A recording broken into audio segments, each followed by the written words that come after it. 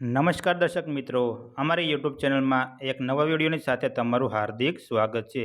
તો મિત્રો, હાલ જીએસઆરટીસીમાં કંડક્ટર અને ડ્રાઈવરની ખૂબ જ મોટી સંખ્યામાં ભરતી થઈ રહી છે। તો મિત્રો, જે લોકો તેમની તૈયારી કરી રહ્યા હોય તો તેમના માટે મિત્રો આ ચેનલ અને આ વિડીયો ખૂબ જ મહત્વનો સાબિત થઈ શકે છે, કારણ કે હું તમારા માટે આજે ડ્રાઈવર વિશેના પ્રશ્નો લઈને આવી રહ્યો છું। તો મિત્રો, આજે 51 થી 75 પ્રશ્નો આપણે લઈશું અને 1 થી 50 પ્રશ્નો છે તે આગળના વિડીયોમાં બનાવેલા છે, જે તમે જોઈ શકો છો અમારી ચેનલમાં જઈને। તો ચાલો મિત્રો, આપણે વિડીયો શરૂ કરીએ। મિત્રો, વિડીયો શરૂ કરતા પહેલાં તમે હજુ સુધી અમારી ચેનલને સબસ્ક્રાઈબ નથી કરી તો અમારી ચેનલને જરૂરથી સબસ્ક્રાઈબ કરી લો, કારણ કે અમારી ચેનલમાં તમને નવા ડ્રાઈવર અને કંડક્ટર વિશેના વિડીયો ડેલી મળતા રહેશે। તો ચાલો મિત્રો, આપણે વિડીયો શરૂ કરીએ। તો મિત્રો, પ્રશ્ન નંબર 51 છે કે વાહન ચલાવતી વખતે આગળના વાહનથી કેટલું અંતર રાખવું જોઈએ। મિત્રો, જે આપણે વાહન ચલાવતા હોય ત્યારે જે આગળ વાહન જતું હોય તો તેનાથી આપણે કેટલું વચ્ચેનું અંતર રાખવું જોઈએ। તો મિત્રો, તેમાં અહીંયા 4 ઓપ્શન છે, તો તેમાંથી મિત્રો આપણે સાચો જવાબ આવે છે કે સલામત હોય એટલું અંતર રાખવું જરૂરી છે, એટલે કે મિત્રો આપણે સલામતી પ્રમાણે આપણે અંતર રાખવું જોઈએ। મિત્રો, તમારે આની બુક તમારે લેવી હોય તો તેની અમારે પ્રોડક્ટના જે લિંક છે તેમાંથી તમે એની બુક પણ તમે લઈ શકો છો ઓનલાઈનમાંથી। તો તેની મિત્રો શોપમાં ક્લિક કરી અને તમે બુક પણ જોઈ શકો છો અને તેની લિંક પણ તમે તેનાથી તમે બુક પણ ખરીદી શકો છો। પછી મિત્રો 52 નંબરનો પ્રશ્ન છે કે ડ્રાઇવિંગ દરમિયાન અચાનક ટાયર ફાટી જાય તો શું કરવું જોઈએ। મિત્રો, જ્યારે બસ ચાલતી હોય અથવા તો ડ્રાઇવિંગ કરતા હોય ત્યારે અચાનક ટાયર ફાટી જાય તો શું કરવું જોઈએ। તો તેમાં મિત્રો જવાબ આવશે બી, કે સ્ટેરિંગ મજબૂત પકડી ધીમે ધીમે વાહન રોકી લેવું જોઈએ। મિત્રો, એટલે કે સ્ટેરિંગને મજબૂત પકડી રાખવાનું અને વાહનને ધીમે ધીમે રોકી દેવાનું રહેશે। તો તેમાં જવાબ આપણે બી આવશે। પછી 53 નંબરનો પ્રશ્ન છે કે બસમાં અગ્નિશામક એટલે કે ફાયર એક્સટિંગ્યુશર શા માટે રાખવામાં આવે છે। મિત્રો, બસમાં અગ્નિશામક શા માટે રાખવામાં આવે છે? તો તેમાં મિત્રો જવાબ આવે છે બી, કે આગ લાગે ત્યારે ઉપયોગ માટે તેમાં અગ્નિશામક રાખવામાં આવે છે। મિત્રો, તમારાની પીડીએફ ફાઇલ ડાઉનલોડ કરવી હોય તો અમારી ચેનલને પહેલાં સબસ્ક્રાઈબ કરો અને વિડીયોને અંત સુધી જોજો, જેથી કરીને તમને ખબર પડે કે આપણે પીડીએફ ફાઇલ ક્યાંથી ડાઉનલોડ કરવી। પછી મિત્રો 54 નંબરનો પ્રશ્ન છે કે ઓવરટેક કરતાં પહેલાં શું કરવું જોઈએ। તો મિત્રો, આપણે કોઈ પણ ઓવરટેક કરવો હોય તો તે પહેલાં શું કરવું જોઈએ। તો તેમાં મિત્રો જવાબ આપણે એ આવે છે કે ઇન્ડિકેટર આપો અને પાછળનો રસ્તો પહેલાં તપાસી લેવો જરૂરી છે, પછી જ ઓવરટેક કરવો। તો તેમાં મિત્રો આપણે જવાબ એ આવશે કે ઇન્ડિકેટર આપો અને પાછળનો રસ્તો તપાસવો। મિત્રો, તમારે અમારે વોટ્સઅપ ગ્રુપ અને ટેલિગ્રામ ગ્રુપમાં જોઈન થવું હોય તો તેની લિંક પણ તમને ડિસ્ક્રિપ્શનમાંથી મળી રહેશે। પછી મિત્રો પ્રશ્ન નંબર 55 છે કે વાહન ચલાવતી વખતે કયો દસ્તાવેજ સાથે હોવો જરૂરી છે। મિત્રો, વાહન ચલાવતી વખતે કયા દસ્તાવેજ સાથે હોવા જરૂરી છે? તો તેમાં મિત્રો આપણે જવાબ આવશે ડી, કે ડ્રાઇવિંગ ઉપરના બધા જ। તો તેમાં પહેલો જવાબ જોઈએ કે ડ્રાઇવિંગ લાયસન્સ સાથે હોવું જરૂરી છે, આરસી બુક સાથે હોવી જોઈએ અને પીયુસી અને વીમો પણ સાથે હોવા જરૂરી છે। તો ડી ઉપરના બધા જ જવાબ સાચા છે। પછી પ્રશ્ન નંબર 56 છે કે સ્પીડ લિમિટનો હેતુ શું છે। મિત્રો, સ્પીડ જે લિમિટ છે તેનો હેતુ શું છે? તો મિત્રો, તેનો હેતુ છે કે અકસ્માતને ઘટાડવા માટે સ્પીડ લિમિટનો હેતુ છે। પછી 57 નંબરનો પ્રશ્ન છે કે ડુંગરાળ રસ્તા પર ઉતરતી વખતે શું કરવું જોઈએ। મિત્રો, ડુંગરાળવાળો રસ્તો હોય તો તેમાં આપણે ઉતરતા હોય તો ત્યારે શું કરવું જોઈએ? તો તેમાં મિત્રો જવાબ આવે છે બી, કે યોગ્ય નીચા ગિયરમાં વાહન ચલાવવું જોઈએ। પછી મિત્રો 58 નંબરનો પ્રશ્ન છે કે ટ્રાફિક પોલીસ હાથ ઊંચા કરે તો તેનો અર્થ શું છે। મિત્રો, ટ્રાફિક પોલીસ હાથ ઊંચો કરે તો તેનો અર્થ શું છે?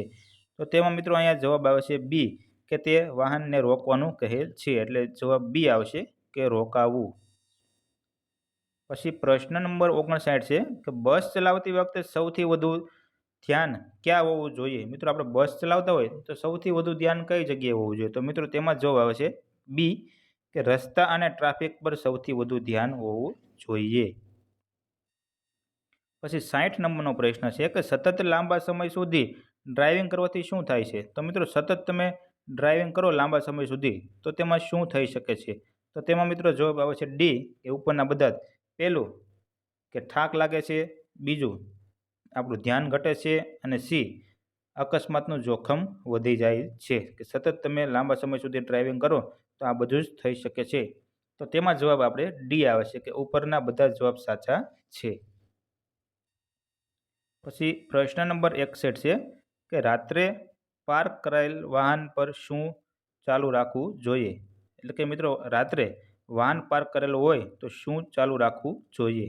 તો મિત્રો આપણે રાત્રે કોઈ પણ જગ્યાએ વાહન પાર્ક કરેલું હોય તો તેમાં પાર્કિંગ લાઇટ ચાલુ રાખવી જરૂરી છે. તો તેમાં જવાબ આપણે બી આવે છે.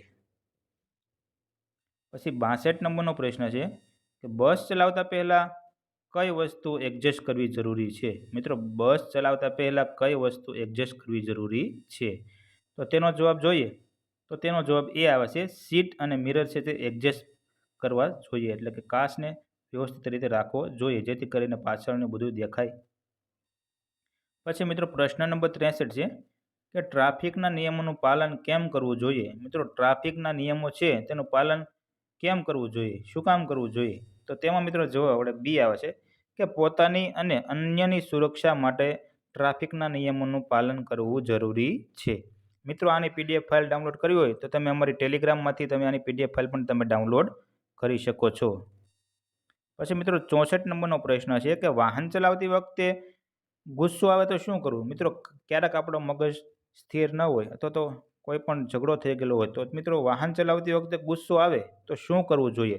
તો મિત્રો ત્યારે શાંતિથી વાહન ચલાવવું જોઈએ. તો તેમાં જવાબ આપણે બી આવે છે. પછી 65 નંબરનો પ્રશ્ન છે કે વાઇપરનો ઉપયોગ ક્યારે થાય છે? મિત્રો વાઇપર હોય આગળના કાચમાં તો ત્યારે મિત્રો તેનો ઉપયોગ ક્યારે કરવો જોઈએ? તો તેનો મિત્રો જવાબ આવે છે બી કે વરસાદ દરમિયાન વાઇપરનો ઉપયોગ કરવો જોઈએ. મિત્રો આ બધા પ્રશ્નો ડ્રાઈવરના છે અને મિત્રો તમને ખૂબ જ ઉપયોગી થઈ શકે છે. તો મિત્રો વિડીયો પૂરેપૂરો જોજો. પછી મિત્રો પ્રશ્ન નંબર 66 છે કે હેડલાઇટનો મુખ્ય હેતુ શું છે? હેડલાઇટનો મુખ્ય હેતુ શું છે? તો તેમાં મિત્રો જવાબ આવે છે એ કે રસ્તો સ્પષ્ટ દેખાય તે માટે હેડલાઇટ જરૂરી છે.